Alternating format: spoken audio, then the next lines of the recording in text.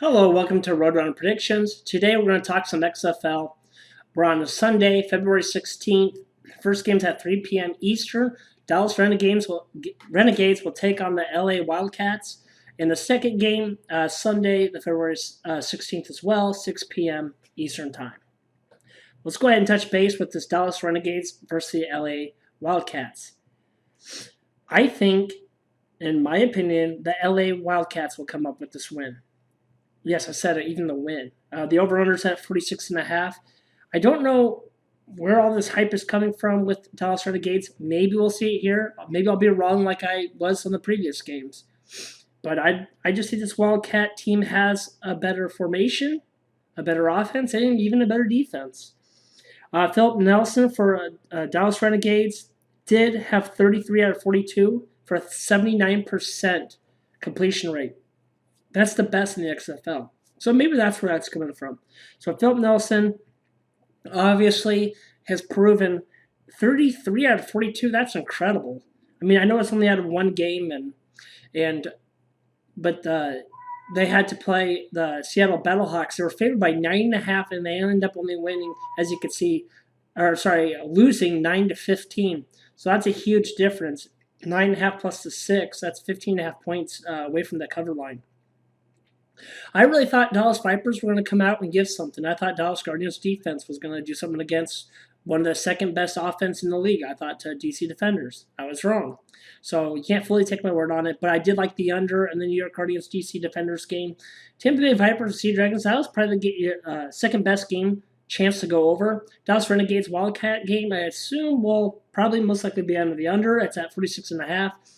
I like LA Wildcats straight up money line. I have just a few on that, and I have the plus 5.5 points, being as it is their first home game as well.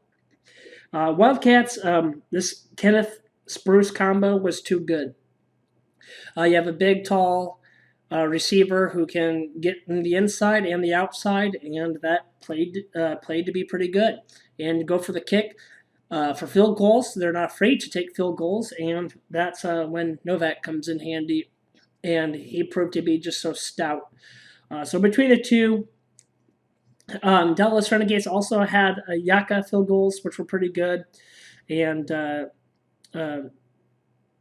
Sean Price in the slot route proved to be very handy for Dallas Renegades. So I'm not saying that they don't have playmakers. They have nice small touches, and they were able to make things happen just a few times to the outside. But it wasn't enough for me to take them, especially on the road at 5.5. So maybe Dallas does come up with it, but I think the better value is in the Wildcats plus 5.5. And I think they're going to win straight up. So, and if I had to choose between the over-under at 46.5, I would take the under. Now let's go into St. Louis Battlehawks. They're getting plus 8 points. They're facing at home Houston Roughnecks. There has to be a lot of hype on this Houston Roughnecks who are playing their second home game. And right now they scored the most points, as you can see here on the screen. I have it 37-17 against the LA Wildcats. So they're proving that they can put up points. That defense wasn't even all that bad. But I tell you what, Houston Roughnecks is probably the best on one of the best on defense, and obviously the best on offense. By a smaller margin, DC Defenders, I have second offense, and third offense, believe it or not, I have LA Wildcats. The Battlehawks, St. Louis Battlehawks are definitely going to have a lot of problems. I think Houston's going to be able to put pressure on them, and it's going to cause them to play a game that they don't want to play. They have, of course,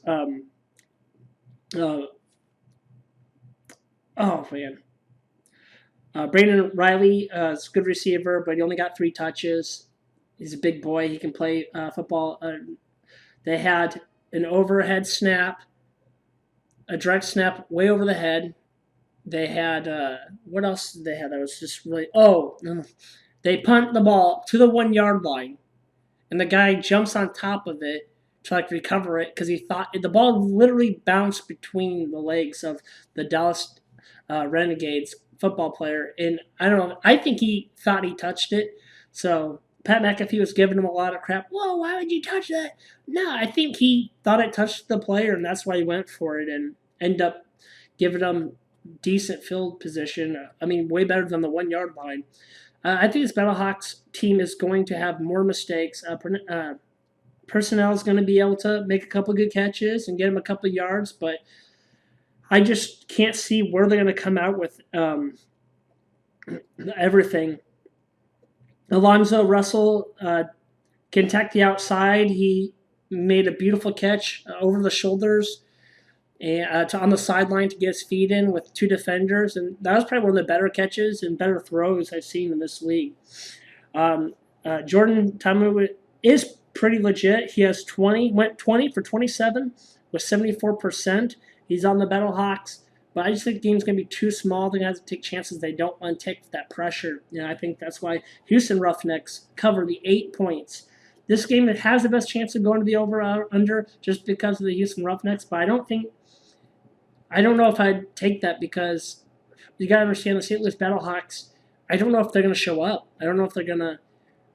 This is the second road game in a row. They came up with that big win in week 1, so maybe they have a little chip on their shoulders, but I don't think it's going to be enough. I think they're going to run in the buzzsaw of the Houston Roughnecks. So I like the Houston Roughnecks -8. They have P.J. Walker, who is, I don't think, just in my opinion, I think he's definitely leading the league at quarterback position. He's the #1 quarterback in the league so far.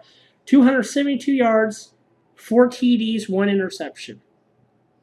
He's able to run it. He has good reads. He can throw well on the run. He had 2 top-tier plays that were NFL caliber, and you don't really get to see that from a lot of these other quarterbacks. I can't even, if you watch this game 1, the first half of week 2, you could even say that you haven't seen enough plays that would maybe make you think that any of these guys could go up to the next level and play. I think there's one person that could. If there was, that'd be P.J. Walker. I'm not saying go start, but he could definitely be a backup if they needed a guy to call upon. Just as of now, we'll see in game 2 if he can hold his standings and hold his position. But that's all I got for you today. Just to recap what I got, I have 5.5 on the Arizona Wildcats. I'm sorry, Los Angeles Wildcats, talking college basketball or football there. And then I have the 8 points for the Houston Roughnecks. I think they cover that. So thank you for checking out the Roadrunner. Enjoy your day and happy betting, boys.